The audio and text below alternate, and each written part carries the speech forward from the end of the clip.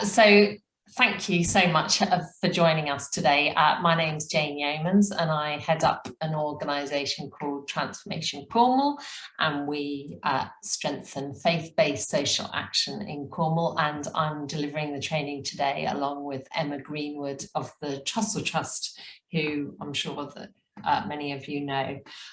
We're recording, as you know, and I'm going to go through some recommendations for the training, which will include if you could mute yourself until you are speaking, and we'll do a bit of a chat at the end. So that might happen.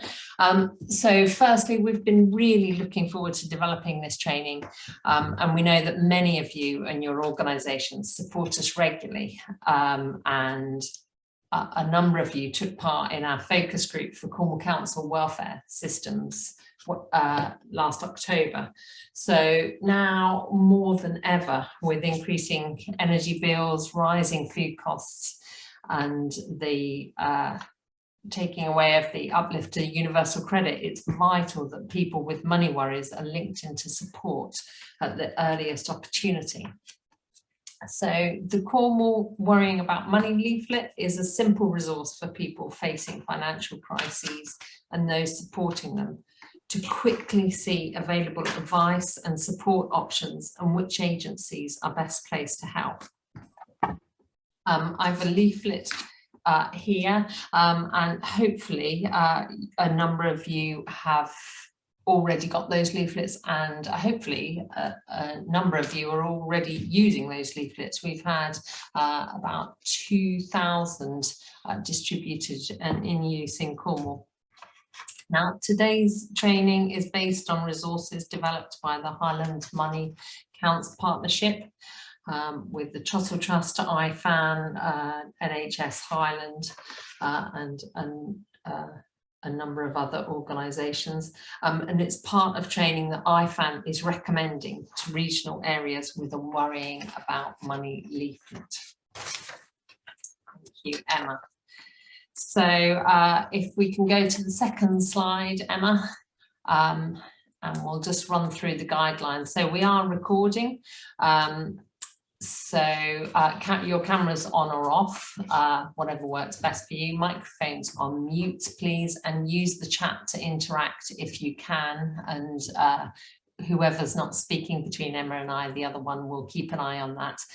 We won't interrupt the kind of recording unless it's a burning question, but what we'll plan to do is have about 45 minutes of presentation and then about a 10-minute Q&A at the end, or discussion, and we can pull up anything from there.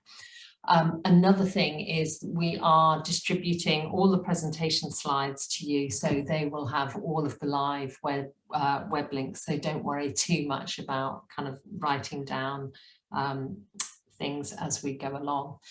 I'm afraid we don't have time for a brief round robin, but just to invite you to put into the chat box, if you'd like to, your name, your organisation, and maybe the geographical area that you cover. It really helps us to see who's in the room, and I think it will help you to kind of understand the expertise that we're joined with here. So firstly, we're going to start with a short 2-minute film about the Cornwall Worrying About Money leaflet that Emma, Sabine from IFAN and I made a little while ago. I don't think we're moving into a career in as film stars, but anyway, we did it. It lasts for 2.5 minutes, and I hope it's helpful to you. So Emma. Great, I'm going to press play, and Jane, if thumbs up if you can hear it, then that will be great.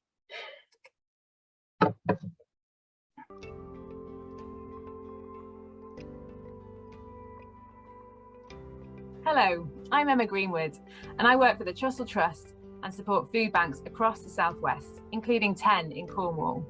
And I've been working with Sabine Goodwin from the Independent Food Aid Network and Jane Yeomans from Transformation Cornwall, alongside Cornwall Council and Citizens Advice Cornwall to co-develop the Cornwall Worrying About Money leaflet.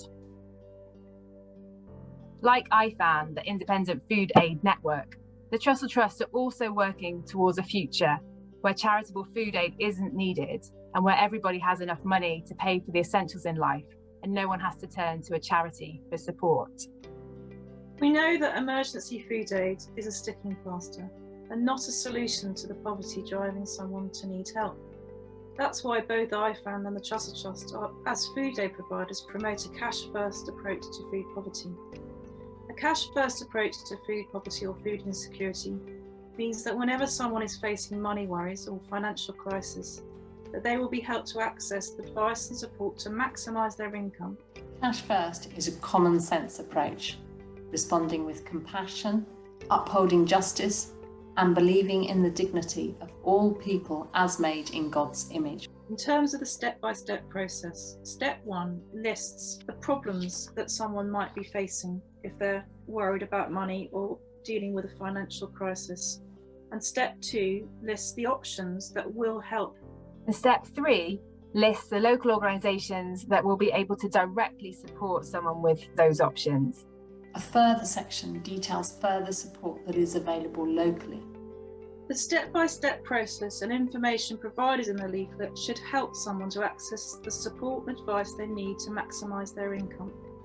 We're really pleased to have been able to work with so many great organisations in Cornwall to put together this resource that we are hopeful will reduce the need for emergency food aid.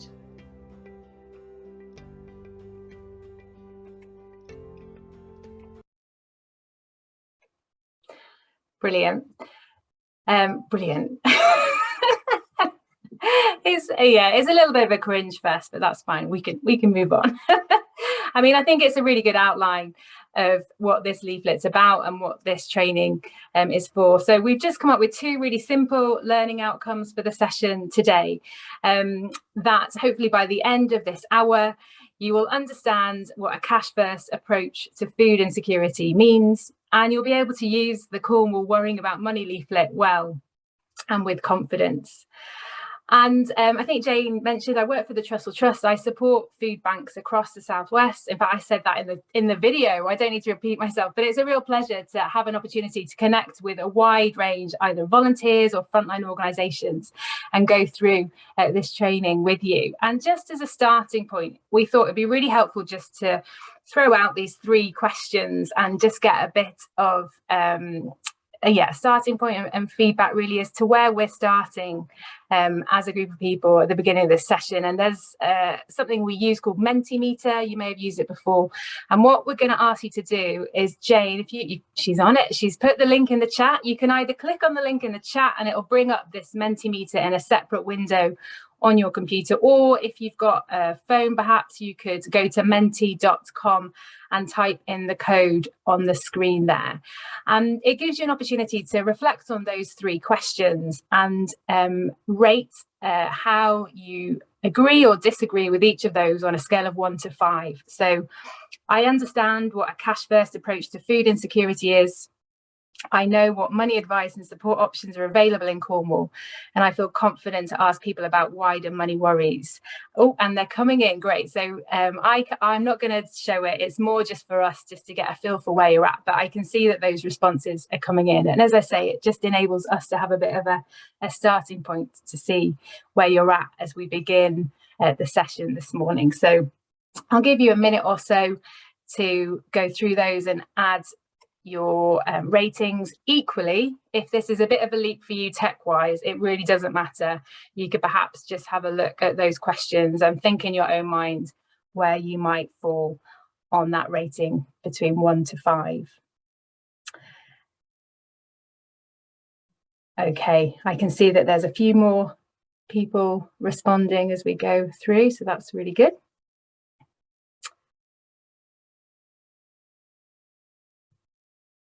Brilliant. Okay, so we thank you for that.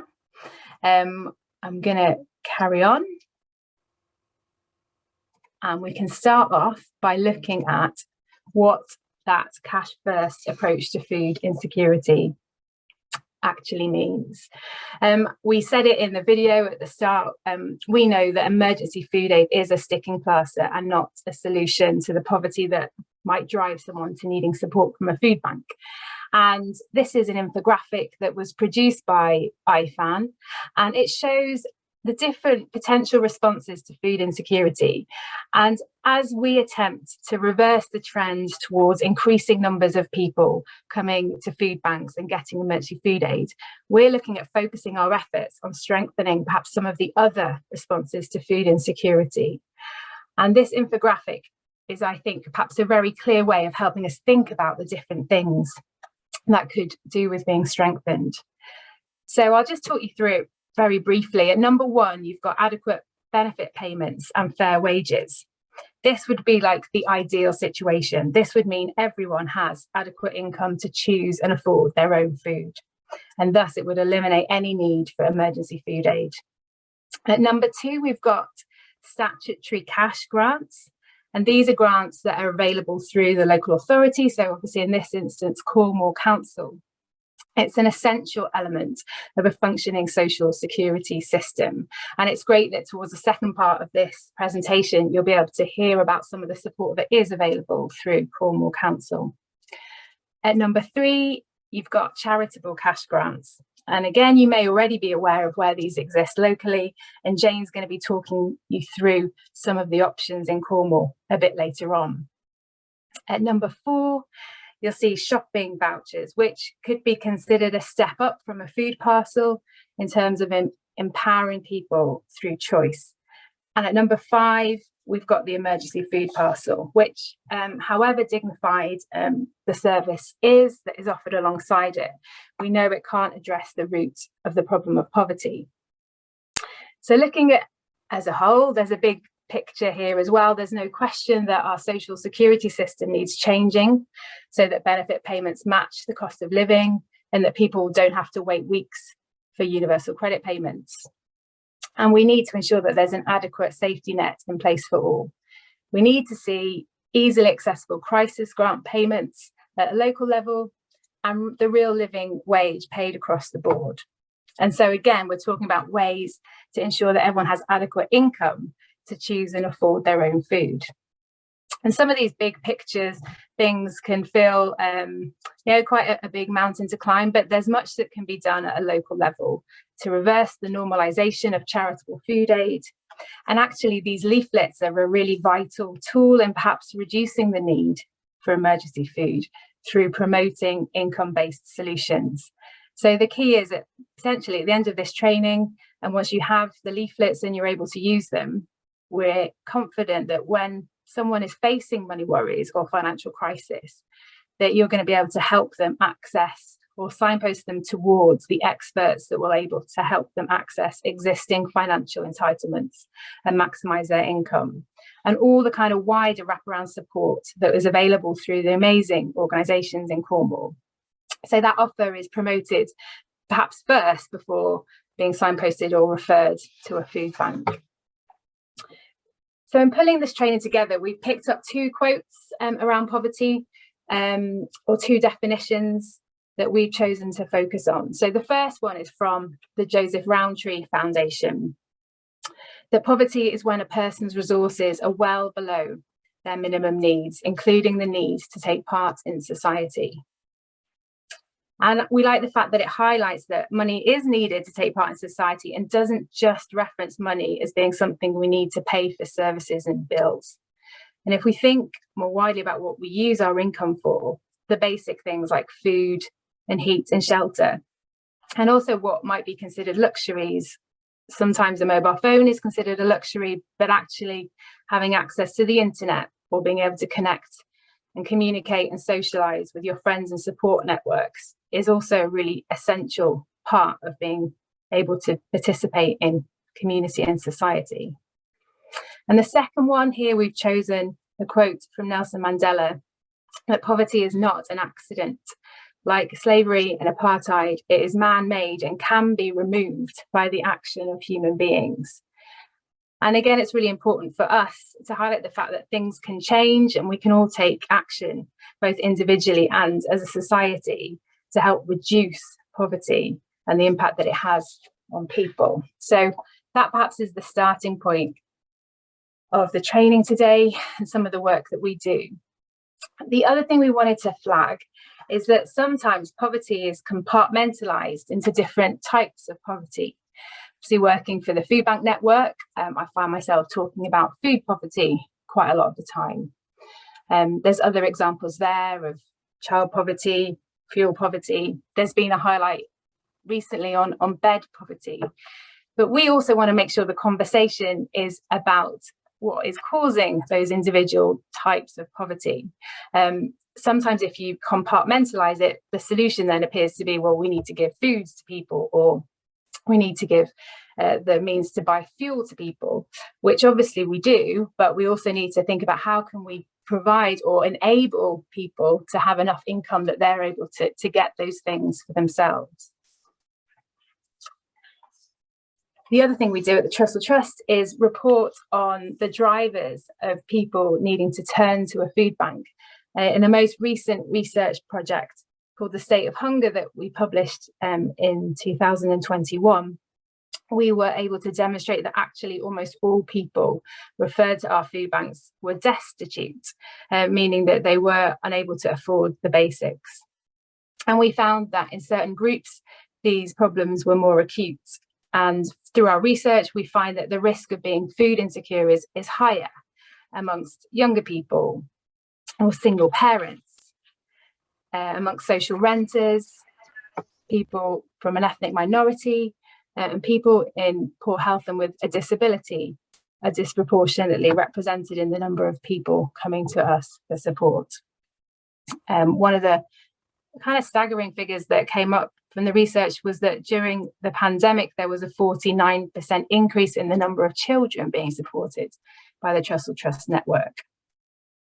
And another inequality that's exposed in these figures is that 62% of working age people referred to a food bank in early 2020 had a disability, which was actually over 3 times more than in the general population.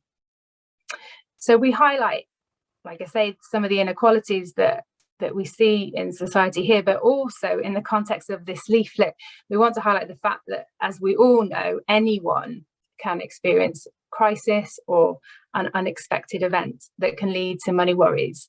So we're really keen for the idea that these leaflets can be used across the board in a whole range of circumstances is promoted. And that's why we're here to help resource you to help people access the support that they need.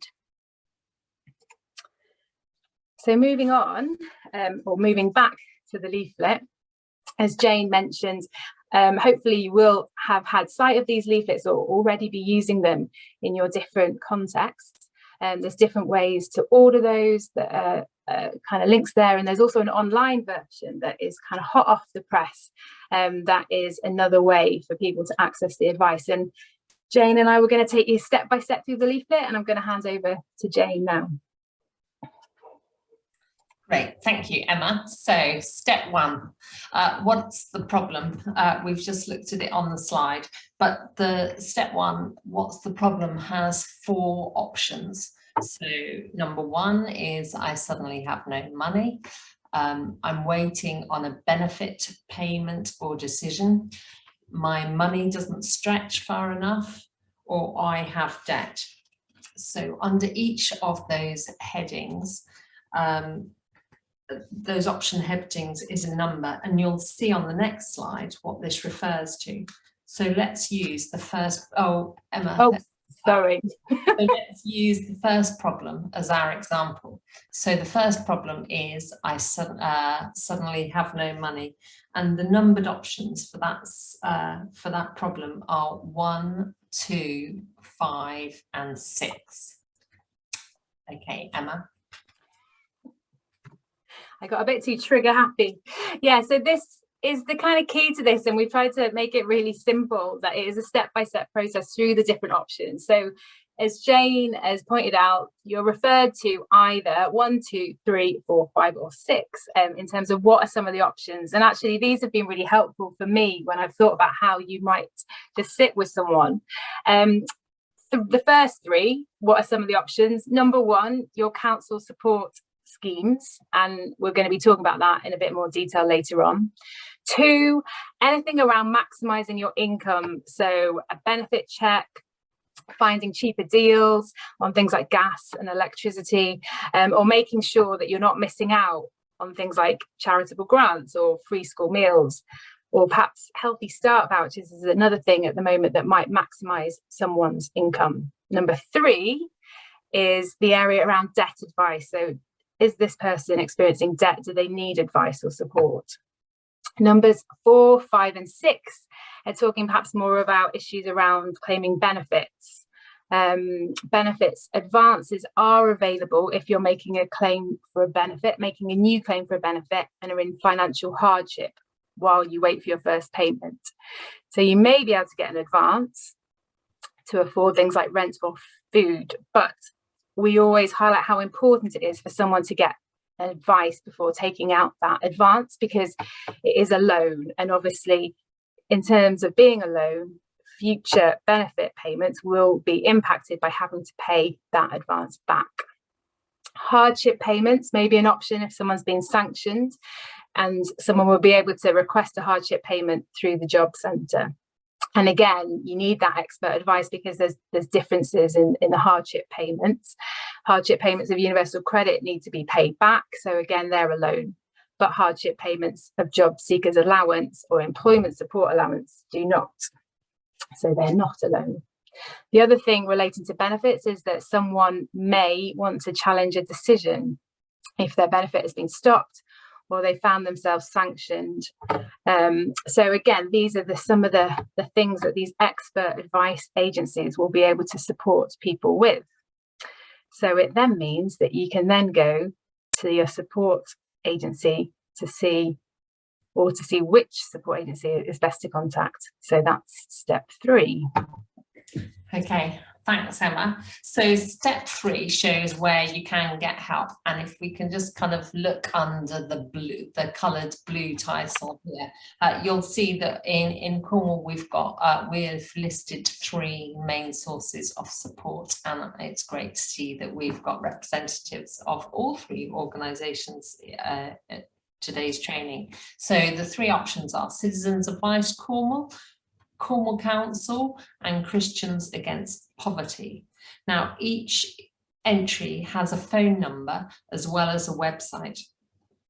So in our example, the organisation that can help with the options 1, 2, 5 and 6 is Citizens Advice Cornwall, and here you have their contact details.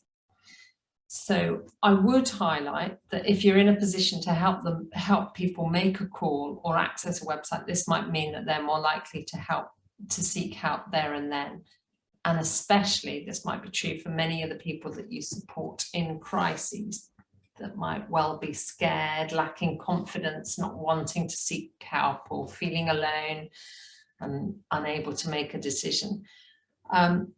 And we also highlight on the leaflet some additional sources of support. And again, it's great to see that we've got some representatives from those organisations there. So we've got additional sources of support on there. We've got Disability Cornwall, we've got St Petrock's, we've got First Light, Pentreath Limited, Kerno Credit Union, and a few others. Okay, Emma.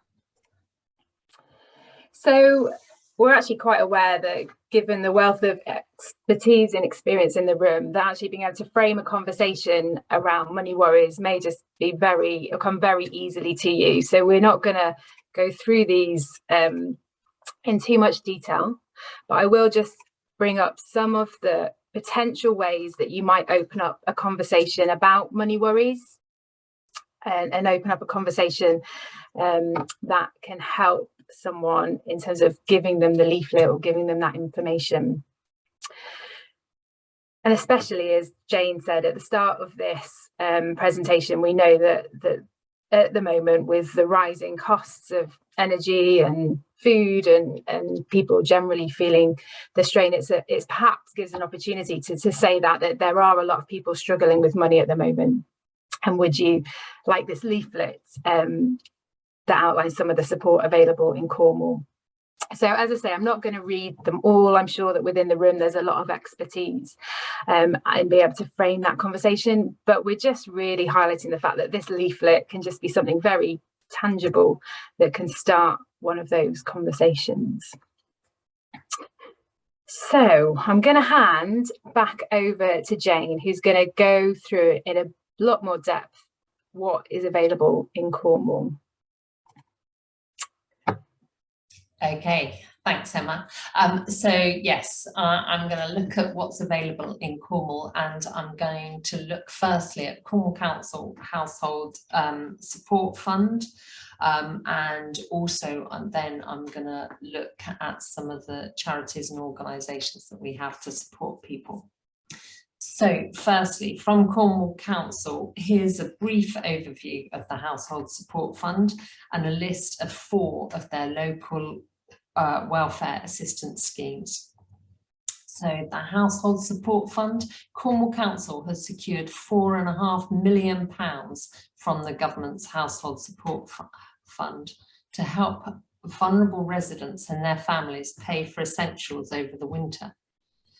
HSF, or the Household Support Fund, is extra support and does not replace services that already exist for people experiencing financial difficulties. HSF money in Cornwall is being used primarily to ensure free school meals continue to be offered to eligible children until the end of March 2022, but it can also be used to help people, for example, to buy food and to pay utility bills. HSF money is being allocated to people that the council or partner organisations and charities have already identified as being in need of extra support. And a key element of the council's approach here is to ensure that where financial assistance is provided, time is spent to understand the root causes of why a person's need exists.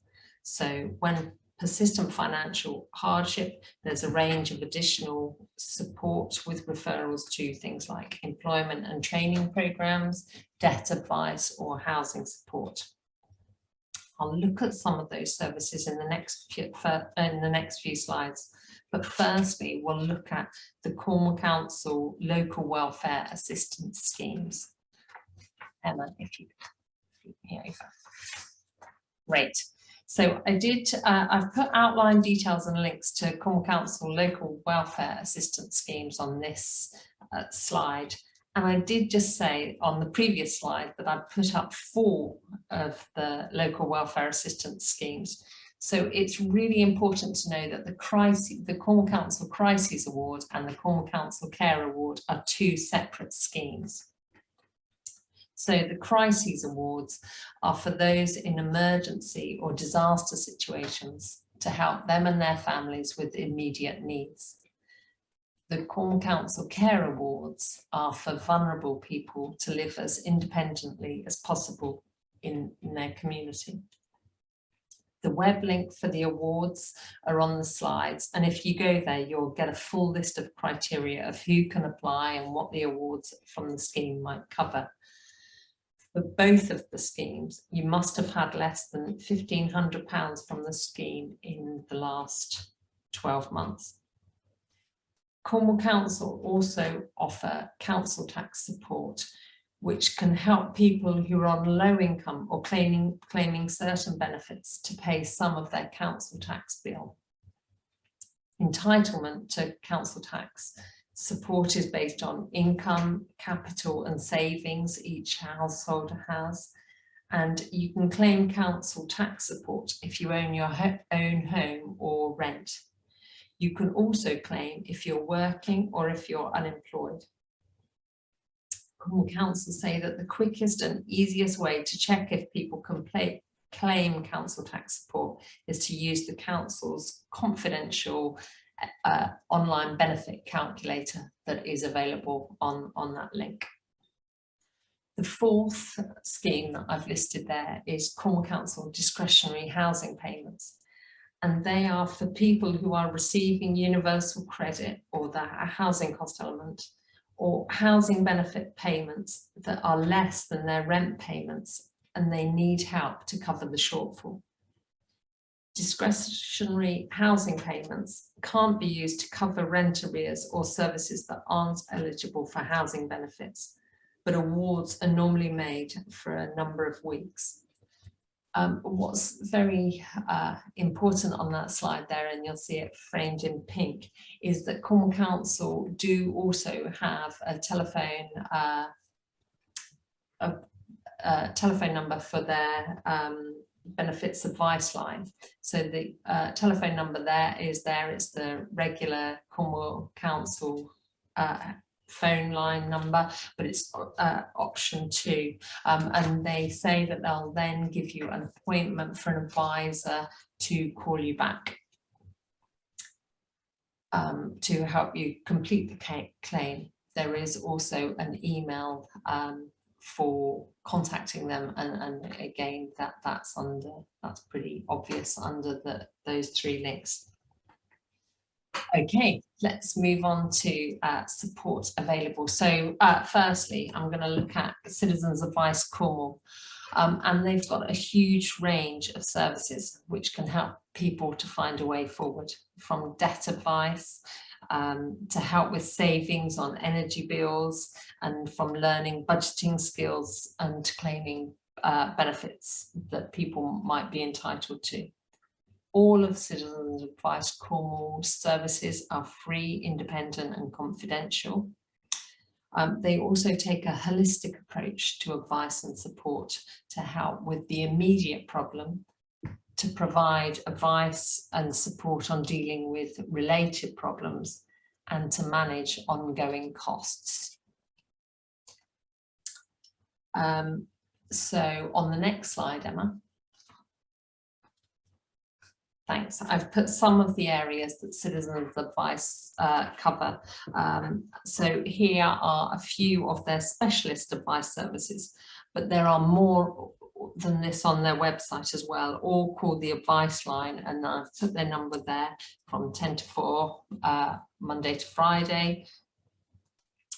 Citizens Advice are offering drop-in sessions across their 9 offices in Cornwall, currently restricted under COVID, but they are pretty good on their social media and kind of getting information out there to you. So, I mean, I'd recommend a follow of them. They're also offering telephone advice, web chat, digital advice hubs and video calls. I also have to say they've had pretty large growth since COVID. So I think that they've got a very positive turnaround and kind of response to kind of people getting in touch. There's also a couple of additionals from Citizens Advice Cornwall that's worth knowing. Citizens Advice Cornwall will provide water bill support for queries with South West Water. I know that's, I don't know of any other service doing that at the moment. And also Citizens Advice Cornwall have something called a tenancy sustainment rescue scheme. So that is funded by the Household Support Fund. So it's only available until the end of March. But the Citizens Advice Tenancy Sustainment and Rescue Project works with landlords and tenants to avoid evictions due to rent arrears. And so they're working on a case-by-case basis, looking at the reason for the arrears and providing advice and assistance. If the private rental is sustainable for both the landlord and tenant, they can arrange to pay off rent arrears up to £5,000. As I say, the funding is only available until the end of March. To refer to this scheme is to email tenancyhelp@Citizens Advice Cornwall with a contact mobile or landline number, or as I say, just get in touch over their phone line. Tenants may be eligible for tenancy sustainment and rescue if they live in Cornwall. It's a private sector rental. They're in rent arrears by 2 months or more. They've been threatened with or served with an eviction notice, for the future rent payments are affordable and the landlord agrees to stop possession action and extend the tenancy. Again, the scheme's open to all tenants, whether they're working, not working, or claiming benefits. Okay, next slide, Emma.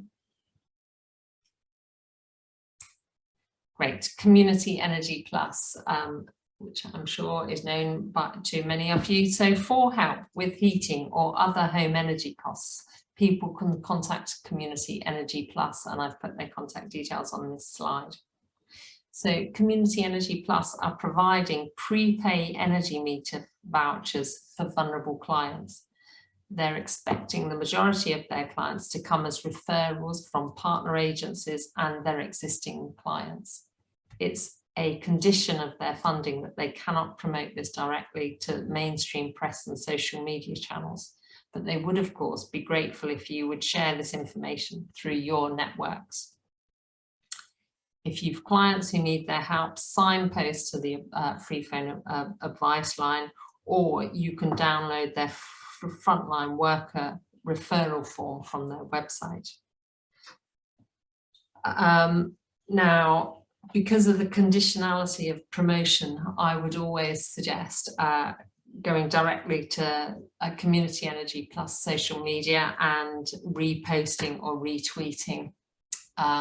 We've done that, we keep an eye on that Transformation Cornwall, and I've got there's a January tweet on there, so you might want to go back on a January Facebook post on there, and you might want to go back on our thread, but as I say, just kind of bookmark them and kind of keep an eye on it that way. Okay, Emma. Great. Some two other pieces of support that I'm going to highlight here. So one is Inclusion Cornwall, who have a smaller fund and are able to support a range of needs not covered by other grant criteria. Their telephone number and their email is on the slide. And also, I'm just going to kind of read out from my notes that I recently heard from the FAB team at Inclusion Cornwall, and here's what they said. We will consider funding items or services to support a household in need. The unusual, a houseboat battery to ensure a family remain in their home on the water, a small solar panel for a caravan to give a household sustainable cooking and heating energy, nursery costs for a child while a parent is having a baby in Bristol. We will consider and try and make anything work for a household in need. I thought that was a great response.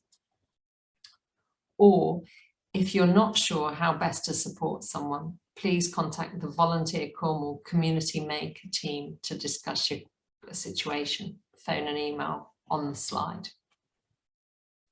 Next slide, Emma.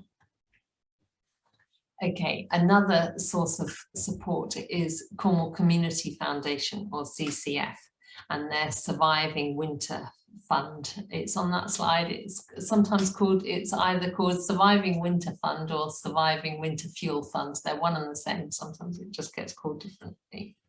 So CCF are welcoming applications to the Surviving Winter Fuel Fund, which this year is bolstered through the Household Support Fund. So food banks and third-party organisations, for example, charity organisations, schools, GP and care organisations, can apply for a sum of between £500 and £5,000, depending on their capacity. The organisation then distributes these funds at their discretion to people most at risk, who are in poverty, to help them stay warm and well during the winter months. CCF asks that small amounts of money, usually between 50 to a maximum of £200, are made available, but in exceptional circumstances, the Foundation's advisory panel can be asked to consider a specific request for a larger grant. The funding awarded must be spent before the 31st of March 2022. And you can see the full guidance and apply on that web link on that slide. Outside of these times, CCF do have their additional very similar crises fund, which many of you will be familiar with. Effectively, both of the schemes enable you as a host organisation to hold what is almost petty cash for your customers. Next slide, Emma. Great. So as I say, I'm from Transformation Cornwall, and as a general signposting resource, and I know that a number of you might already be familiar with it. It's actually an online downloadable resource that we developed in, I think it was March 2021. We're just about to update it this month, so the link will remain the same on our website, but we'll also just kind of run through all of those phone numbers to check it's all working, and we're also updating a couple of areas. We did have a grant from the Diocese of Truro to actually print some of these out, and they went out to the food banks. They were only as a food bank resource, but either way, whether it's a hard copy or a downloadable resource, it's got a whole host of kind of different services offered throughout Cornwall with an active telephone number, anything from kind of, what have we got there? Energy support, mental health, housing, homelessness, employment, debt. It's a pretty good resource. As I say, I've put that kind of web link on that slide. I've also put the web link of something called our hardship grants for individuals in need. Some of you might well be familiar with this, but we also monthly update our 2 grant lists, and one of those grants, one is called Grants for Groups and the other is Hardship Grants for Individuals in Need.